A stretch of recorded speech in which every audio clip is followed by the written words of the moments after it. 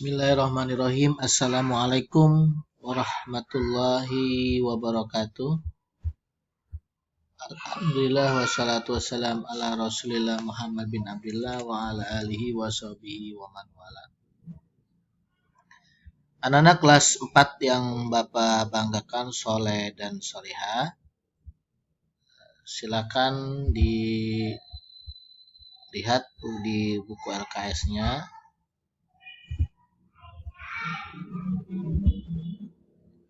Halaman 52 sampai 53. Satya itu bercita-cita ingin menjadi arsitek, dan Satya dikatakan di buku LKS ini membaca banyak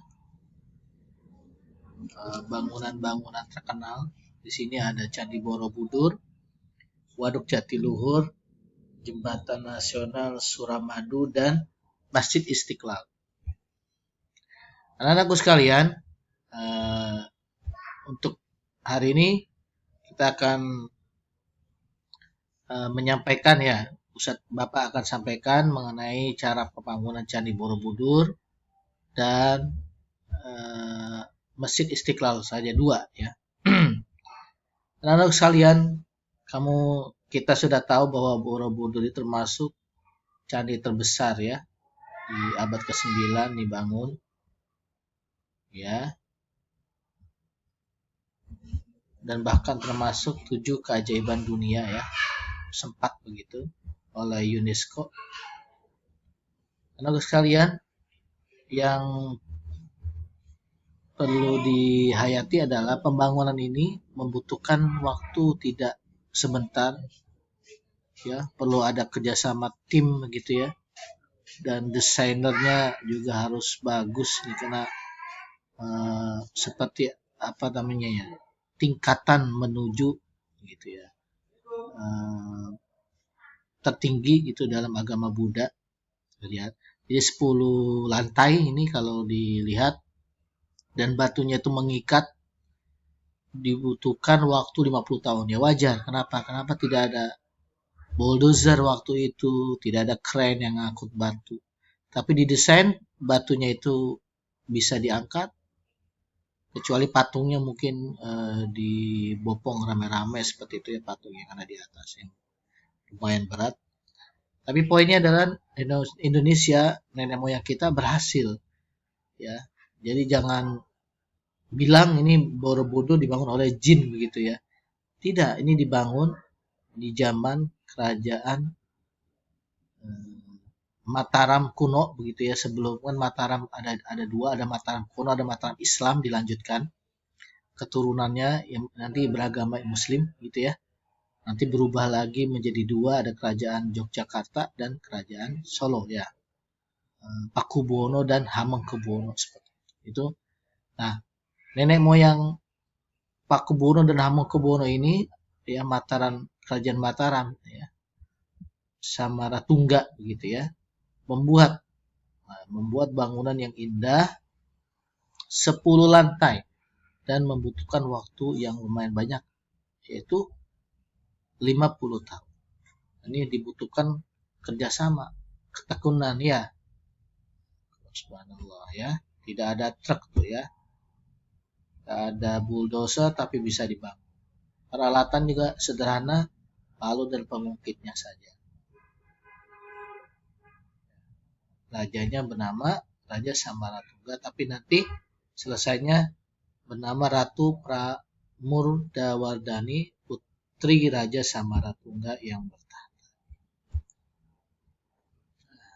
Nah, yang menarik, ini membutuhkan sumber daya alam ya, sumber daya manusia juga ya, para pekerja, kemudian juga ada bahan-bahan ya, batu yang diambil dari kali-kali. Jadi ini membutuhkan sumber daya alam, tetapi tetap ya tidak sampai menghabiskan begitu ya. Nah, tetap dijaga keseimbangan alamnya. Ya, jadi tidak merusak ekosistem yang ada.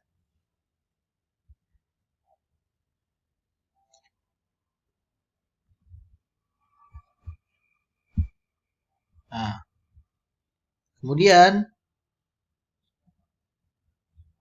untuk masjid. Nah, sekarang untuk masjid Istiqlal juga sama. Seperti kita tahu ada 4 lantai ya.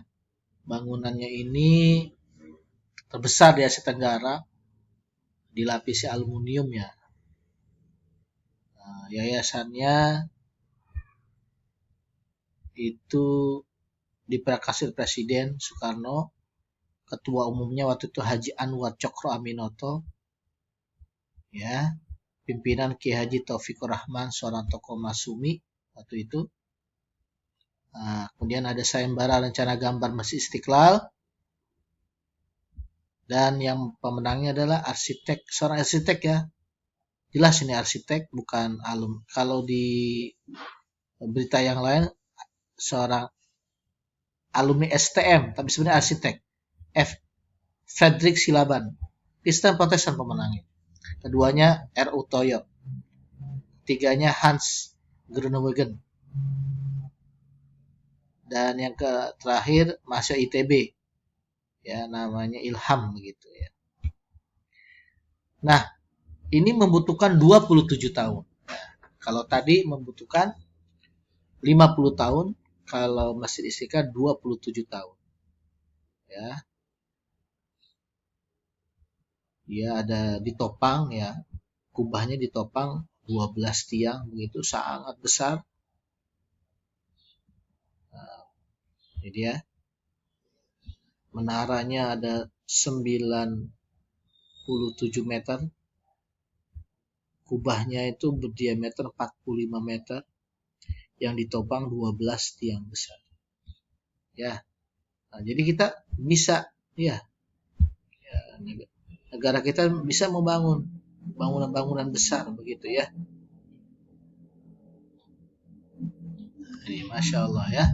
Nah, baik, pelajaran kita hari ini, kalau kita ada kemauan, ya, anak-anakku sekalian, kemauan ingin mencapai, ingin bercita-cita, misalkan menjadi arsitek, kita harus banyak-banyak belajar tentang bangunan-bangunan ya. Nah, kita harus yakin itu bisa, kalau apalagi ini terkait dengan leadership ya, seperti Borobudur itu bisa mengajak ya selama puluh tahun ya kerjasama tim supaya membangun suatu bangunan indah, termasuk masjid juga 27 tahun ini cukup lama, membutuhkan kerjasama tim ya, supaya pembangunannya tetap berjalan ya, tidak ada one prestasi ya, jadi tidak sampai tuh bangunan ya, kalau Ustadz Bapak lihat sekarang molor ya, atau jadi cepat tapi besoknya hancur. Nah, ini orang-orang dulu kita nenek moyang itu malah lebih bagus, padahal seperti Borobudur tidak ada semen gitu ya, tapi bisa sampai sekarang bisa berdiri tegak ya, subhanallah. Dia masih Istiqlal juga bisa ya.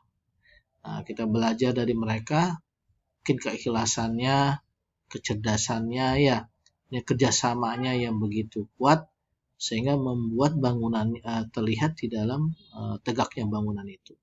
Nah, kalau kita lihat bangunan sekarang ya, banyak sekali berita-berita pertama bangunannya jadinya prediksinya misalkan 20 tahun tapi meleset begitu, atau disebutnya one prestasi, atau misalkan udah jadi cepat tapi cepat ambruknya juga. Nah, ini auzubillahimin zalik. Anak yang berikutnya adalah kita jangan sampai pelajaran yang saja adalah kita boleh membangun bangunan yang besar kayak rumah adat ya.